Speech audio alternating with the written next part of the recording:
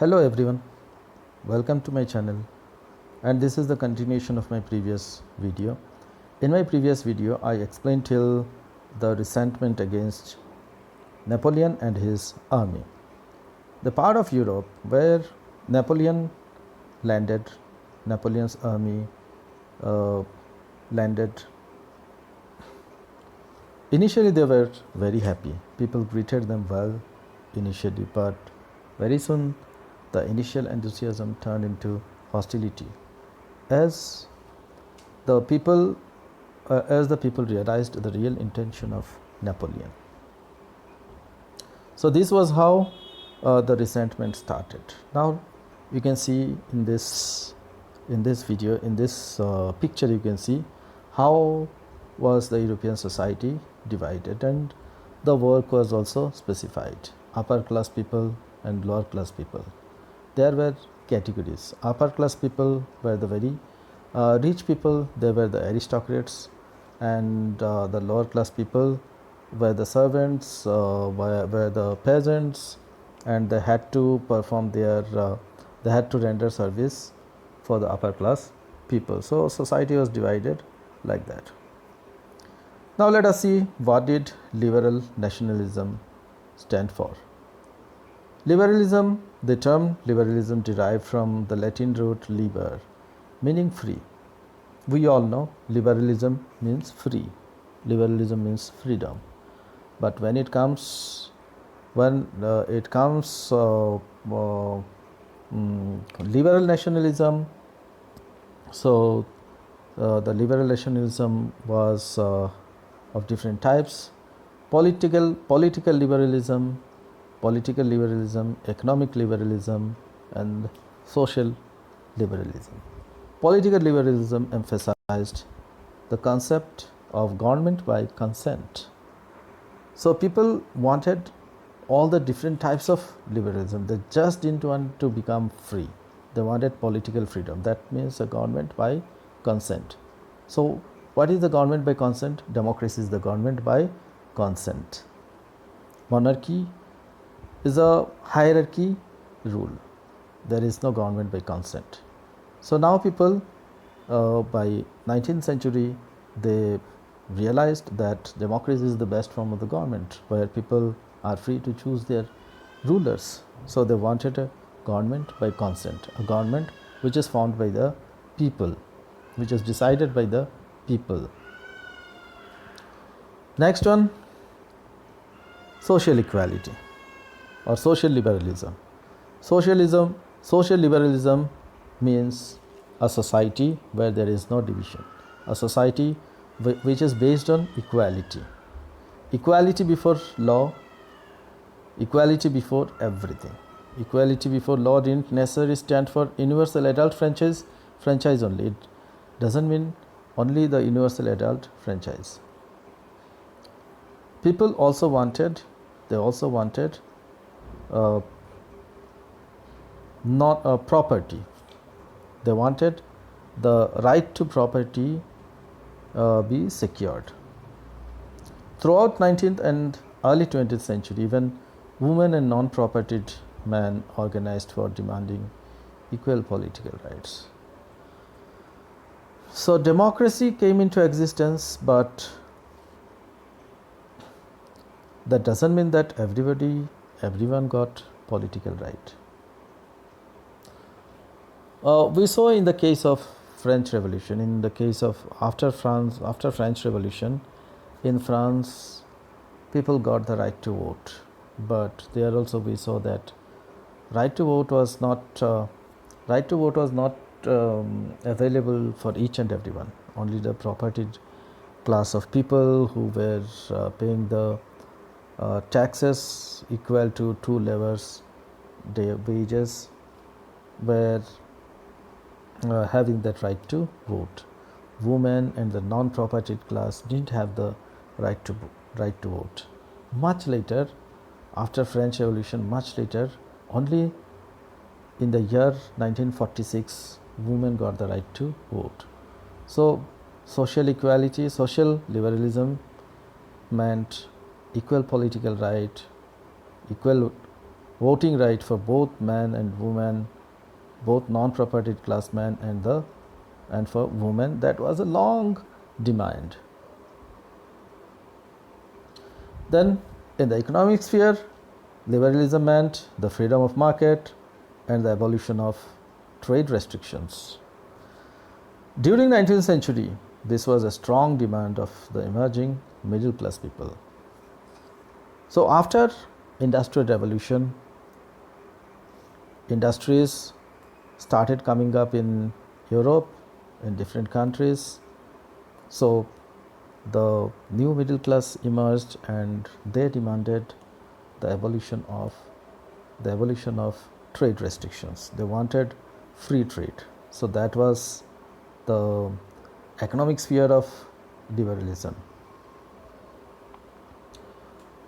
In 1834, a custom union or Zollverein was formed at the initiative of Prussia. The trade union abolished tariff barriers and reduced the number of currencies from over 30 to 2. So that is an important topic. You can always expect multiple choice questions, even 1 mark or 3 mark question also you can expect from this particular topic.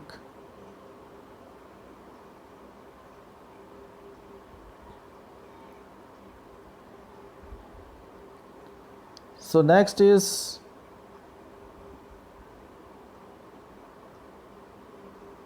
liberal nationalism.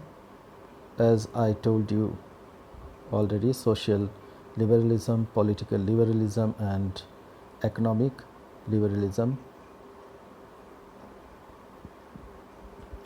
A new conservative regime after 1815. Napoleon came to power in the year 1804 and he continued till 1815. He had hostility with the countries like Britain, Prussia, Russia. So he had several fights against these countries. So finally, what happened? All these countries, all his enemies organized together and they defeated Napoleon at the Battle of Waterloo in the year 1815. In 1815, representatives of European powers, Britain, Russia, Prussia and Austria, they collectively defeated Napoleon at the Battle of Waterloo. So after the defeat of Napoleon, all the representatives, all the conservatives who believed in monarchy, who didn't want any rapid changes and who were against the new concept of liberal nationalism, they sat together and they signed one treaty that was popularly known as Treaty of Vienna. And of course it was with the initiative of Austria, and Austrian Chancellor Duke Metternich played a very prominent role. The delegates drew up the Treaty of Vienna of 1815 with the objective of undoing the changes that were come about in Europe during Napoleonic War. So they wanted to abolish all the changes that Napoleon introduced. They wanted to abolish all the new democratic ideas and they wanted to restore monarchy. And with that regard, what they did, they once again restored Bourbon dynasty, which was ruling France during the course of French Revolution, Louis XVI. So after that, they restored Bourbon dynasty. France lost the territories it had annexed under Napoleon. So all the territories which Napoleon annexed with France were given back to their previous rulers. And a series of states were set up on the boundaries of France to prevent French expansion in future. Prussia was given important new territories on its west. Russia was given the part of Poland, while Austria was given a portion of Saxony. So like that, all those territories which Napoleon invaded, conquered, were given back to their original ruler. And it was done with an intention to restore monarchy and overthrow Napoleon and his democratic ideas. Conservative regimes that were established after 1815 were autocratic. Autocratic means it disregarded individual opinion, it disregarded democratic ideas, it disregarded liberalism. And under autocratic rule, king is all in all. King takes all the decisions. All the decisions are taken by king, whether it is a decision regarding making a law or executing a law or any judicial matter, everything is taken care of by one person. So that is called autocratic rule. Monarchy, dictatorship, all are autocratic only. They don't tolerate criticism or any kind of protest. So with the effort of Duke Metternich, Austria, new conservative regime was restored, and they tried their level best to corner all the revolutionary ideas. However, the revolutionaries were so active and they were so focused, they didn't stop. Only the thing is that instead of protesting or criticizing openly, they went underground. And many secret societies were formed. Secret societies sprang up in many parts of Europe, and they started training the revolutionaries. Revolutionaries were very committed people who opposed monarchical forms. Most of them saw the creation of nation states as a part of their freedom struggle. So all these revolutionaries, they wanted a nation state. They didn't want a big empire.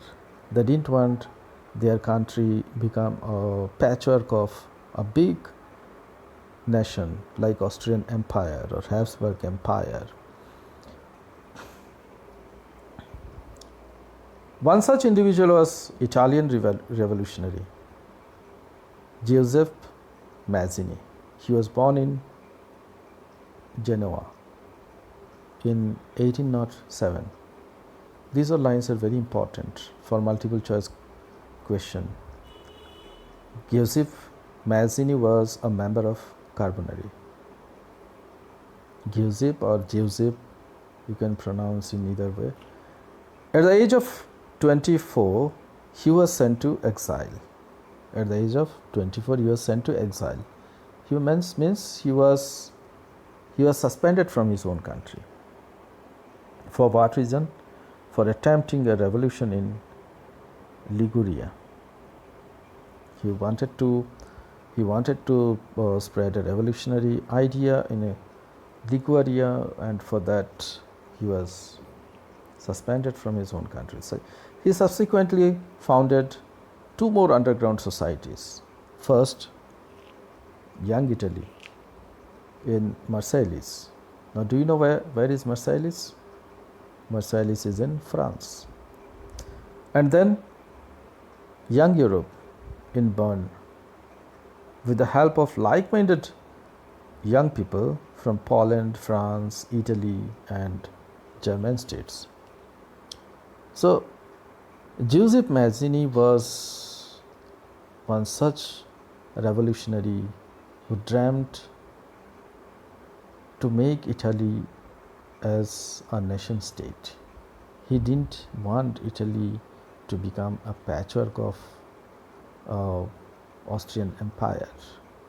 He wanted a free state, a nation state, which had a demarcated geographical territory, common identity, common culture, common language. Mazzini believed that God had intended nations to be the natural units of mankind, so Italy could not be continued as a patchwork of small states and kingdoms. It had to be forged into a single unified republic. He believed that the unification of Italy alone could be the basis of Italian liberty. Following his model, secret societies formed in various parts of Germany, France, Switzerland, and Poland. So he was the main focus. He was the main focal point, and he was the person who spread that revolutionary ideas.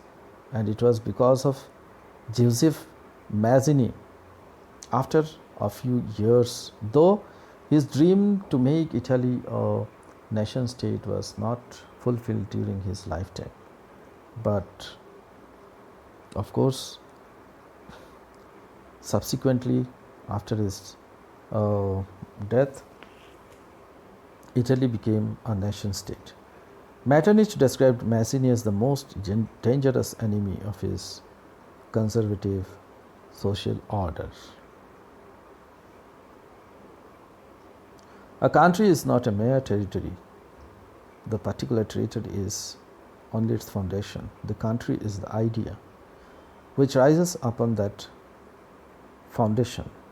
It is the sentiment of love, the sense of fellowship which binds together all the sons of that territory. Joseph Mazzini. Thank you. I'll continue this video in my next episode. So wait for the next video, and you can always write in the comment box if you have any doubt. And after this chapter, if you want me to explain any other chapter, or if you want me to upload any other video of any other chapter, please you can write always in the comment box. Thank you so much. If you like the video, please share, and it is very important to subscribe the channel to get all the important updates. Thank you.